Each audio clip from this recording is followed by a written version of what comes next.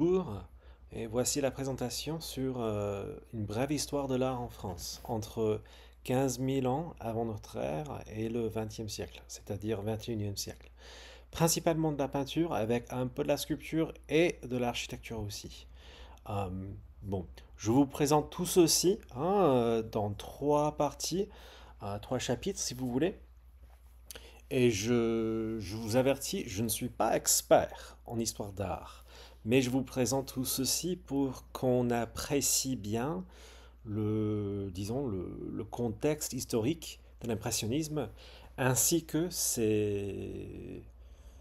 disons, son héritage, ce qui suit l'impressionnisme. Donc d'abord, premier chapitre, de la période préhistorique jusqu'au Moyen Âge. Alors, préhistorique, la grotte Chauvet. Eh bien, il faut commencer par le début, hein. Donc, les peintures dans la grotte Chauvet datent entre 15 000 et 18 000 ans avant notre ère, c'est-à-dire la période paléolithique. Euh, il s'agit de l'art en France, ça c'est en France, hein. C'était avant la France, voilà, c'est préhistorique, mais il s'agit ici de l'art, hein. Il ne faut pas se tromper. C'était des artistes, ce n'étaient pas des ignorants, mais c'était de véritables, ce qu'on pourrait dire, artistes, qui euh, traçaient des lignes exprès, qui avaient des idées en tête pour ce qu'ils voulaient faire. Il y a aussi magnifique film documentaire, Cave of Forgotten Dreams de Werner Herzog de 2010, que je vous recommande très fort. Voilà, c'est très beau, surtout en haute définition. Je ne vous joue pas le clip, mais voilà, c'est à ne pas louper. Et ça, c'est en France, donc c'est notable, quoi. C'est remarquable. Euh, voilà.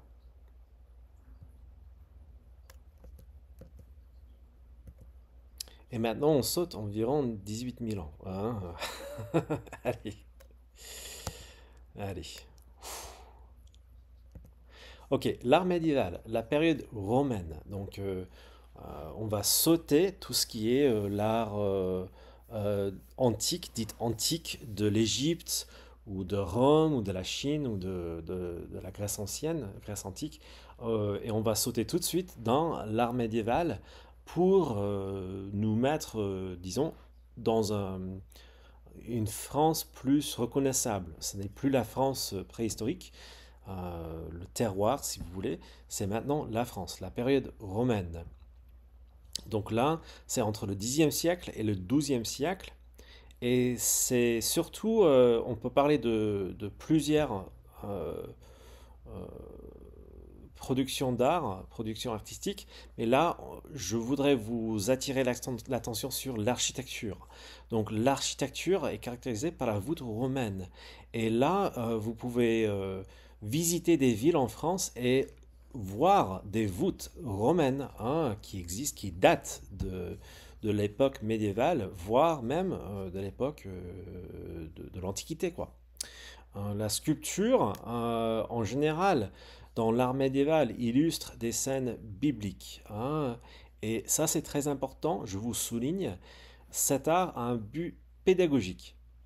C'est pédagogique, c'est pour apprendre aux gens. Ce n'est pas pour plaire, pour faire plaisir, c'est pour les spectateurs, pour que les spectateurs apprennent quelque chose. Et ce sont des figures expressives ou fantaisistes. Par exemple, la cathédrale de Saint-Lazare à Autun. Donc voilà, donc voici le tympan, le jugement dernier, donc c'est bien biblique, 1120.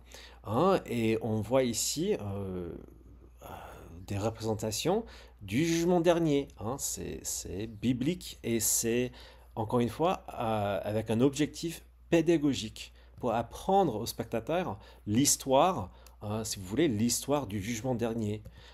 Et on peut voir, c'est assez intéressant, des détails comme Gilbertus, hoc fecit, hein, Gilbertus a fait ceci, ici, ok? Voilà, donc voilà.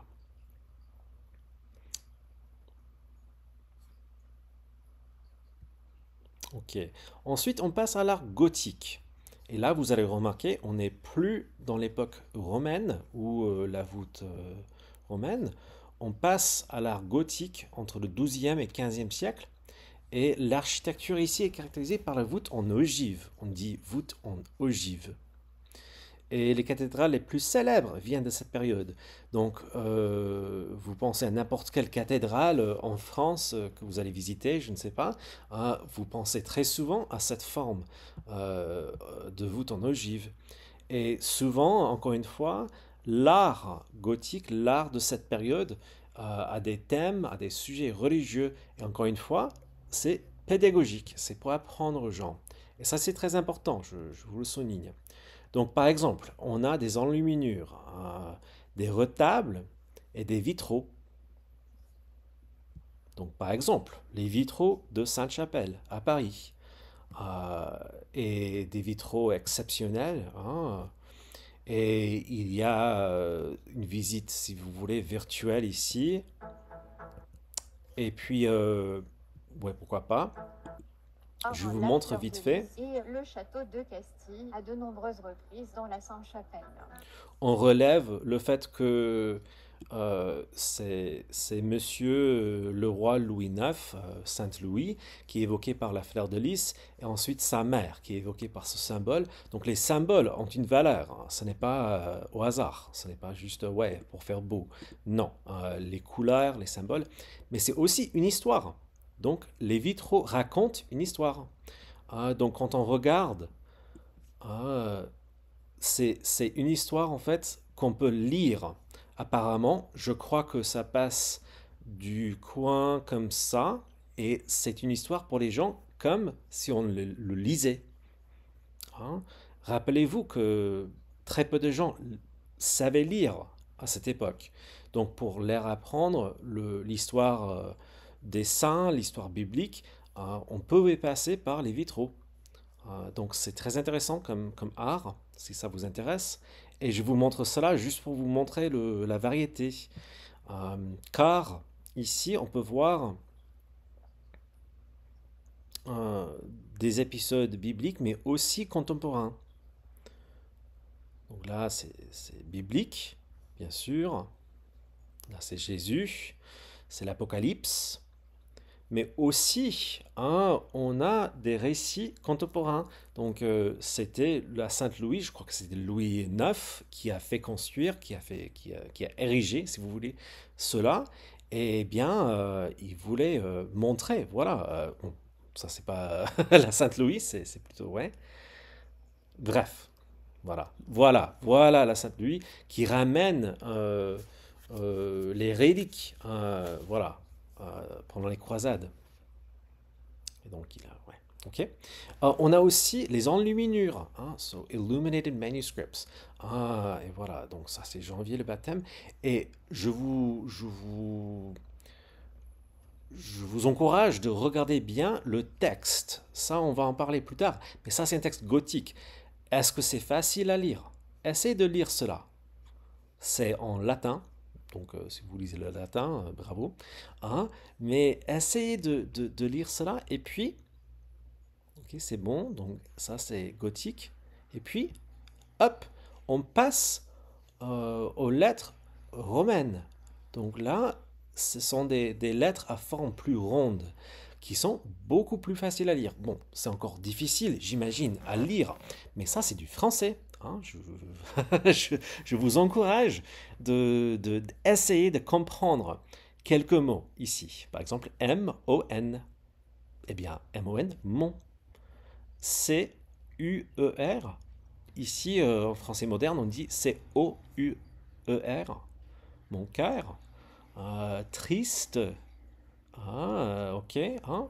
Si on peut reconnaître quelques mots, hein, voilà, hein. Et là, salut d'amour, à ma mort, voilà. Ok. Et puis voici un retable, un retable. Et ça, c'est 1450. Encore une fois, bon, c'est assez, voilà, c'est un peu violent, mais voilà, ça c'est 1512. Hein, on voit encore une fois, ce sont des objets d'art à but pédagogique, très souvent.